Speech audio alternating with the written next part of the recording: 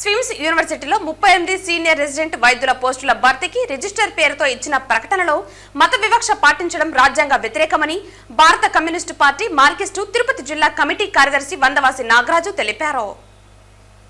38 resident వైద్యుల పోస్టులకు consolidated payment మీద వాక్-ఇన్ ఇంటర్వ్యూకి యూనివర్సిటీ ప్రకటన చేసింది. ఇందులో హిందూ మతానికి చెందిన అభ్యర్థులు మాత్రమే అర్హులని పేర్కొనడం రాజ్యాంగ విరుద్ధం. మతాన్ని బట్టి వివక్షత చూపడం చట్ట విరుద్ధం, అప్రజాస్వామికం. టీటీడీ ఆధ్వర్యంలో నడిచే వైద్య విద్యా సంస్థలు ప్రభుత్వ నియమ నిబంధనలకు రాజ్యాంగ వ్యవస్థకు లోబడి పనిచేస్తాయి. అవి కూడా లౌకిక సంస్థలే. ఇప్పటి వరకు లేని నిబంధనలు ఉన్నట్లుండి ఒక్కసారిగా ముందుకు తేవటంలో రాష్ట్ర ప్రభుత్వంలో భాగస్వామిగా ఉన్న బీజేపీ ఆర్ఎస్ఎస్ల పాత్ర కనిపిస్తోందని అన్నారు.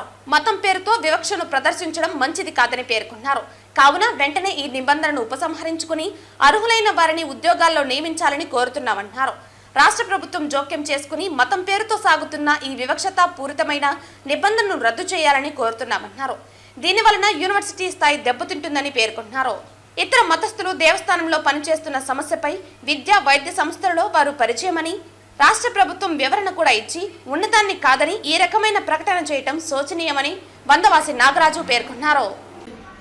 స్విమ్స్ యూనివర్సిటీలో 38 మంది రెసిడెంట్ డాక్టర్ల పోస్టుల భర్తీకి వాక్-ఇన్ ఇంటర్వ్యూ పేరుతో రిజిస్ట్రార్ ప్రకటన చేశారు. ఈ ప్రకటనలో మత వివక్ష స్పష్టంగా పేర్కొనడం అనేది శోచనీయము, ఇది అన్యాయము, ఈ రాజ్యాంగ విరుద్ధము. ఈరోజు ఉన్నతమైన పరిస్థితి ఏర్పడిన తర్వాత లౌకిక రాజ్యాంగం ప్రకారం అన్ని మతాలకు అన్ని కులాలకు సమానంగా ప్రాతినిధ్యం కల్పించాల్సిన అవసరం ఉంది. రాజ్యాంగబద్ధంగా ఇచ్చిన ఈ హక్కుని ఈరోజు యూనివర్సిటీ ఉల్లంఘించడం అనేది సరైనది కాదు. యూనివర్సిటీ లాంటి ఉన్నతమైన సంస్థలు మొత్తం దాని ప్రతిష్ట పెరిగేటట్టుగా వాళ్ళు ప్రవర్తించాలి తప్ప అది దిగజారిపోయేటట్టుగా ఈ రకమైన ప్రకటనలు చేయడం సరైనది కాదని సిపిఎం పార్టీ భావిస్తూ ఉంది. ఈరోజు కూటమి ప్రభుత్వంలో బీజేపీ ఆర్ఎస్ఎస్ భాగస్వామ్యం అయిన తర్వాత వాటి ఒత్తిడికి లొంగి ఇటువంటి ప్రకటనలు చేస్తున్నారా అని చెప్పేసి మనం స్పష్టంగా అర్థమవుతా ఉంది. వీటిని ప్రతి ఒక్కరు ప్రజాస్వామికవాదులు ప్రతి ఒక్కరు కూడా ఖండించాలని చెప్పి సిపిఎం పార్టీ తెలియజేస్తూ ఉంది. వారందరూ కూడా విజ్ఞప్తి చేస్తూ ఉంది.